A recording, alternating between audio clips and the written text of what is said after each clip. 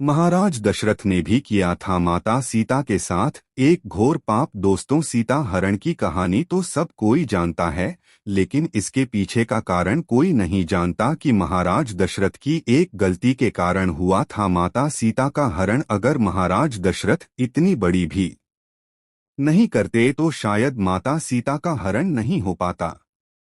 जी हाँ दोस्तों, महाराज दशरथ ने एक बहुत ही बड़ी भूल कर दी थी, जिस भूल के कारण माता सीता को ये सब भोगना पड़ा।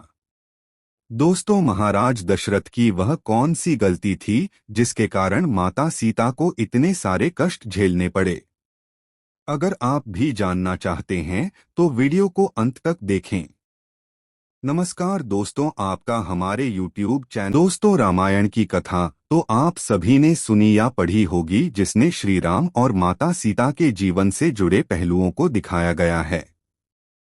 उन्हीं में से एक कहानी में बताया गया है कि महाराज दशरथ की एक छोटी सी गलती के कारण हुआ था माता सीता का हरण। वैसे दोस्तों, हमारे विद्वान कहते हैं कि रामायण की कई किताबें हैं और हर एक किताब में इसका अलग कारण लिखा हुआ है। रामचरितमानस जो तुलसीदास महाराज की है, उनकी हर एक चौपाई मंत्र का काम करती है। तो चलिए, आप लोगों का कीमती समय बर्बाद ना करते हुए आगे बढ़ते हैं कि ऐसी कौन सी गलती हुई थी महाराज दशरथ से कि रावण माता सीता का हरण करके ले गया। दोस्तों, जब भगवान श्री राम, लक्ष्मण, भरत, शत्रुघ्न चारों भाइयों का विवाह हो गया और बारात लौटकर वापस अपने नगर में आई, तो महाराज दशरथ ने अपनी पत्नी कौशल्या से कहा था कि कौशल्या, एक बात आप लोग हमेशा गांठ बांध कर रखिए, क्योंकि आज तक आप सिर्फ चारों बेटों की माँ थी, लेकिन आज के बाद आप सब न होने के बावजूद चारों बहुओं की सास भी बन चुकी है। तो उन्होंने महाराज दशरथ से पूछा कि क्यों। तब महाराज दशरथ कहने लगे कि सास और बहू का धर्म क्या होता है। जिस घर में बेटे की बहू आ जाए, उस घर में सास का यह धर्म बनता है, उसका ख्याल रखें। गोस्वामी तुलसीदास जी रामचरितमानस में कहते हैं, पर लड़की नहीं सर्कल घर आई राखे हो पलक नयन की नाई, यानी कि जब दूसरे की बेटी हमारे घर में बहू बनकर के आ रही है और सास का यह धर्म बनता है कि उसकी रक्षा ठीक उसी प्रकार करनी चाहिए जैसे आंखों की रक्षा पलक करती है। उसके बाद महाराज दशरथ ने बहुत प्रकार के उपदेश दिए, बहुत तरह से उन्हें उनका धर्म समझाया। उसके बाद कुछ दिन ऐसे ही निकल गए। फिर एक दिन महाराज दशरथ के दिमाग में एक बात आई। महाराज ने विचार किया कि क्यों न मैं अपने चारों बहुओं की परीक्षा ले लो कि मेरी कौन सी बहू कितनी चतुर हैं। तो महाराज दशरथ ने अपनी चारों बहुओं को सीता, मांडवी, श्रुति, कीर्ति और लक्ष्मण की पत्नी उर्मिला, इन चारों को अपने पास बुलाया और चारों को पास में बुलाकर एक बात कही कि देखो बेटी, तुम चारों मेरी पुत्री के समान हो, मेरी पुत्री ही हो, तो मेरा एक आदेश है तुम्हारे लिए। अब चारों बहनें खड़ी होकर पूछने लगी कि कहीं पिताजी क्या आदेश है। तब महाराज दशरथ ने कहा कि पुत्री, आज तुम चारों अलग अलग रसोई बनाओगी, तुम चारों अपने अपने हाथ से मेरे लिए खाना बनाकर लेकर आओगी और फिर देखते हैं कि कौन बहुत कितनी चतुर है और कितनी जल्दी खाना लाती है। अब चारों बहू हुए वहां से चली गई। सभी के दिमाग में यह बात आई कि मैं पहले पहुंच जाऊं तो मैं पहले पहुंच जाऊं। चारों के दिमाग में एक ही बात आई और उन सभी ने भोजन बनाना शुरू कर दिया। 56 प्रकार के व्यंजन बनाकर तैयार किए गए। तो सबसे पहले भरत की पत्नी मांडवी खाना लेकर आई। उन्होंने बहुत अच्छे से थाली को सजा लिया। सारी थाली में तरह तरह के पकवान रखे और ले जाकर थाली महाराज दशरथ के सामने रख दी। दोस्तों, जिस चौकी पर महाराज दशरथ बैठे हुए थे, वहीं उन्होंने थाली ले जाकर रख दी और कहा, पिताजी भोजन करिए। लेकिन मांडवी एक चीज भूल गई थी कि खाना खाने वाले को खाना देने से पहले पानी भी दिया जाता है।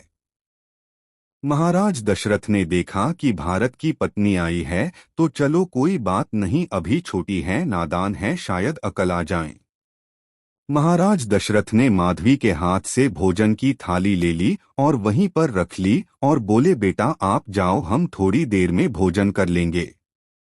फिर दोस्तों तब तक लक्ष्मण की पत्नी उर्मिला चली आई। उन्होंने भी बहुत जल्दी जल्दी में भोजन बनाया था।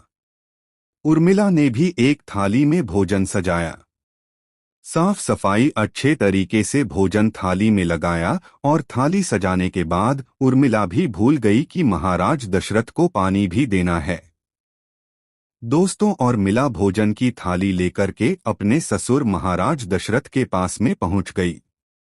अब महाराज दशरथ समझ गए कि लगता है यह बहू भी बिल्कुल ऐसी ही है। दोस्तों यह बात सच है कि अगर किसी को भोजन दिया जाता है तो भोजन करने वाले को भोजन देने से पहले पानी जरूर देना चाहिए।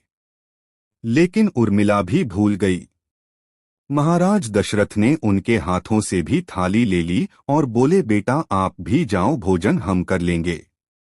अब दोस्तों तीसरे नंबर पर शत्रुघ्न की पत्नी श्रुतकीर्ति आई और जल्दी जल्दी में भोजन उन्होंने भी बनाया। भोजन इतना सुंदर और स्वादिष्ट बनाया जिसका कोई जवाब नहीं था। लेकिन उनसे भी एक गलती हो गई। उनसे गलती हो गई कि श्रुति कीर्ति हाथ में भोजन की थाली लेकर के चली, लेकिन महाराज दशरथ को जल्दबाजी में जल देना ही भूल गई।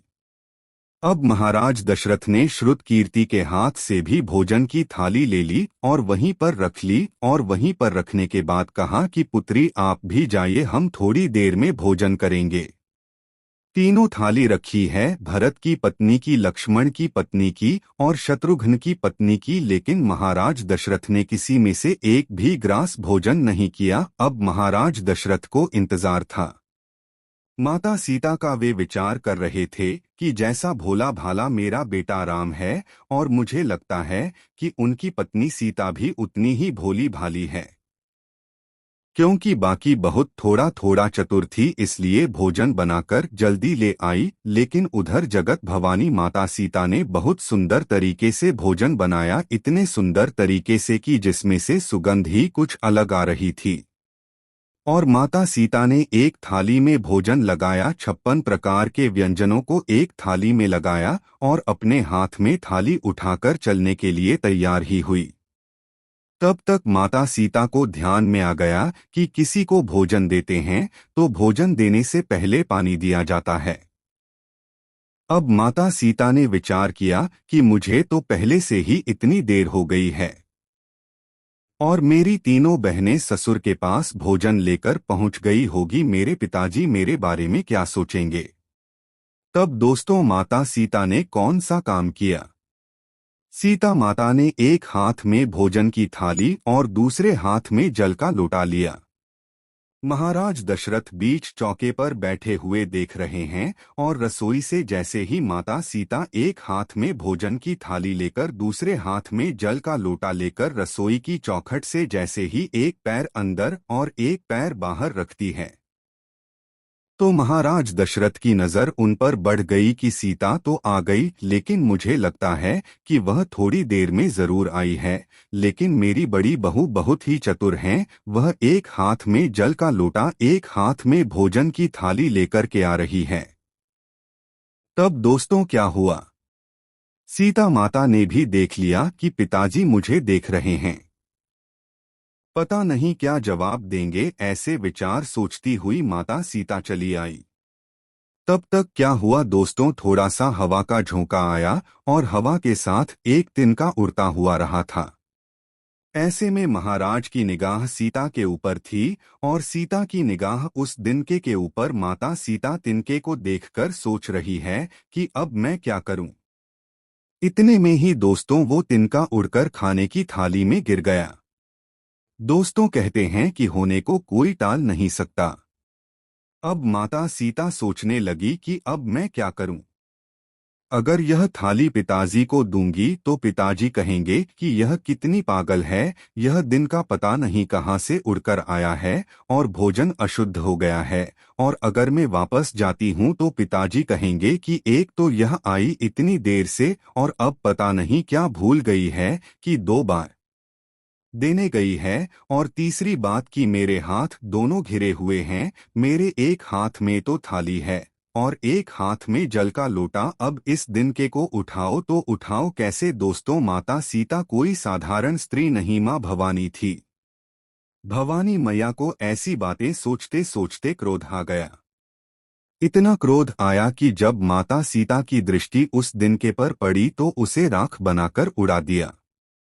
दोस्तों, ये सब कुछ महाराज दशरथ ने अपनी आंखों से देख लिया। अब माता सीता ने उस दिनके को तो राख बनाकर उड़ा दिया, और दोस्तों यह बात हकीकत है। पहले सभी की दृष्टि में इतना तेज होता था जैसे भगवान भोलेनाथ बाबा ने अपने तीसरे नेत्र की दृष्टि को कामदेव के ऊपर डाल दिया था तो कामदेव को जलाकर राख कर दिया था।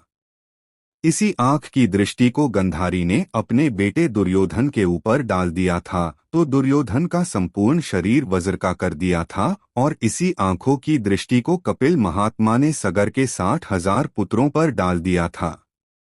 सगर के 60,000 पुत्रों को जलाकर राख कर दिया था। अब दोस्तों, महाराज दशरथ ने अपनी आंखों से यह सब देख लिया। अब महाराज दशरथ के सामने माता सीता ने जाकर के जल का लोटा रखा और खाली हाथ में लेकर के पिताजी की तरफ की और बोली, पिताजी भोजन करो। महाराज दशरथ ने थाली हाथ में ले ली और थाली हाथ में लेकर थाली को रख दिया। तब महाराज दशरथ से माता से सीता ने कहा, पिताजी कोई गलती हो गई है, मुझसे आप भोजन क्यों नहीं कर रहे हैं। तो महाराज दशरथ ने कहा, पुत्री सीता, मैं तेरे हाथ का भोजन नहीं करूंगा। तब माता सीता घबरा गई और बोली, पिताजी ऐसी कौन सी भूल हो गई मुझसे जो आप मेरे हाथ का भोजन नहीं करना चाहते। तब महाराज दशरथ ने कहा, उतरी मैं तुम्हारे हाथ का भोजन नहीं कर सकता। माता सीता ने कहा, क्यों नहीं करेंगे पिताजी। तब महाराज दशरथ ने कहा, उतरी मैं तुम्हारे हाथ का भोजन तब तक नहीं करूंगा जब तक तुम मुझे एक वचन नहीं दोगी। महाराज दशरथ की बात सुनकर के माता सीता ने विचार किया कि आखिर वो मेरे ससुर है, मेरे पिता के समान है, पता नहीं क्या मांगेंगे। माता सीता ने कहा, आप जो कहेंगे, जो वचन मुझसे मांगेंगे मैं दे दूंगी, लेकिन पहले अब भोजन कीजिए। महाराज दशरथ ने कहा, पुत्री तेरे हाथ का भोजन तो कर लूंगा, लेकिन मैं यह वचन लेना चाहता हूँ कि तू आज इसी समय मेरे सामने खड़े होकर यह एक प्री जाकर। सीता माता ने पूछा, कौन सी प्रतिज्ञा। तो वो बोले, अभी मैंने अपनी आंखों से देखा कि भोजन की थाली में तिनका गिरा था और उस दिनके पर तुमने अपनी दृष्टि डाली कि उस दिनके को राख बना दिया। तो आज तुम मुझे वचन दें कि तू आज के बाद कभी भी किसी के ऊपर अपनी दृष्टि नहीं डालेगी। माता सीता उसी समय अपने ससुर महाराज को यह वचन देती है कि पिताजी आप चिंता न करिए, अगर आप ऐसा ही सोचते हैं तो मैं यह वचन देती हूँ कि आज के बाद मैं कभी भी जीवन में किसी के ऊपर अपनी दृष्टि नहीं डालूंगी। दोस्तों, अब सवाल आता है कि महाराज दशरथ ने वचन लिया ही क्यों। महाराज दशरथ समझते थे कि मेरे सबसे बड़े पुत्र राम है, वो थोड़े सुशील सज्जन है, तो अगर किसी दिन पति पत्नी में कोई अनबन हो गई और अगर सीता को क्रोध आ गया तो क्रोध में आकर आंखों की दृष्टि को अगर मेरे पुत्र के ऊपर डाल दिया तो मेरे 3 ही पुत्र रह जाएंगे। फिर माता सीता ने यह वचन देते हुए कहा कि आज के बाद मैं अपने जीवन में कभी भी किसी के ऊपर अपनी दृष्टि नहीं डालूंगी। तो दोस्तों, जिस समय माता सीता लंका में थी रावण के यहाँ, तो जब दोस्तों रावण सीता को धमका रहा होता था, एक बार मेरी तरफ देख, तो माता सीता एक तिनके की तरफ देखकर सोचती हैं कि अरे तिनके, अगर उस दिन तो मेरा बैरी न हुआ होता, मेरे पिता समान ससुर मुझसे यह वचन न लेते, तो शायद आज यह रावण मुझे ना धमका रहा होता, इसे मैं कब का जलाकर राख बना देती। तो दोस्तों, महाराज दशरथ की इस गलती के कारण सीता जी रावण की कैद से खुद को मुक्त नहीं करवा सकी।